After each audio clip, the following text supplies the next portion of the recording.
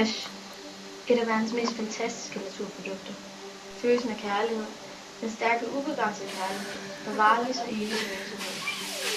Den skønhed er uendelig. Ligesom kærligheden og ensomheden.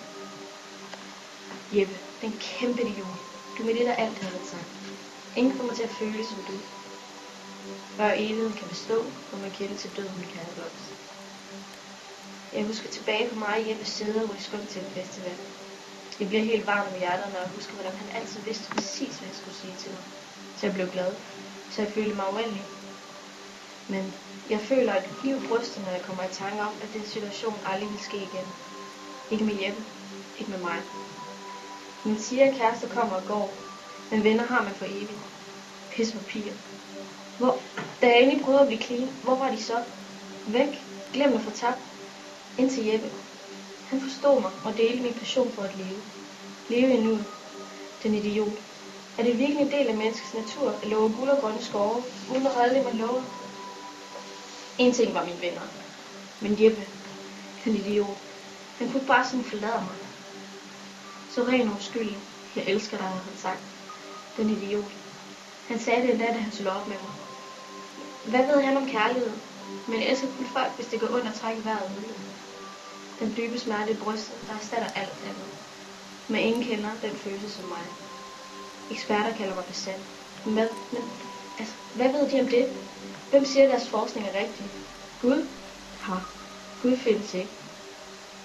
Et skridt nærmere friheden. At elske er at leve. Hvem har sagt det? Hvad med at blive elsket? Hvordan kan man leve uden at blive elsket?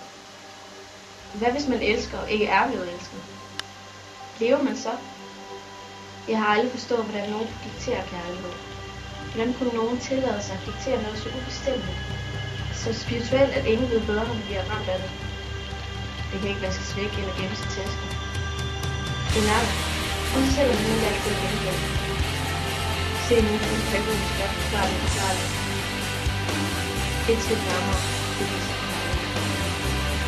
Før evigheden kan forstå, at det er selvfølgelig.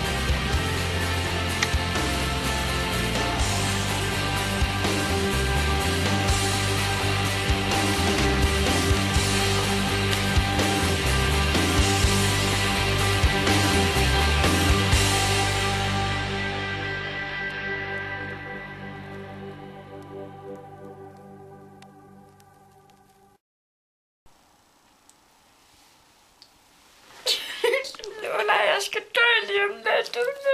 Der er ikke nogen, der holder. Min hund siger op som stjerne. Hun gider simpelthen ikke det lort mere. Vi blev ved med at torturere hende. Hun gad ikke.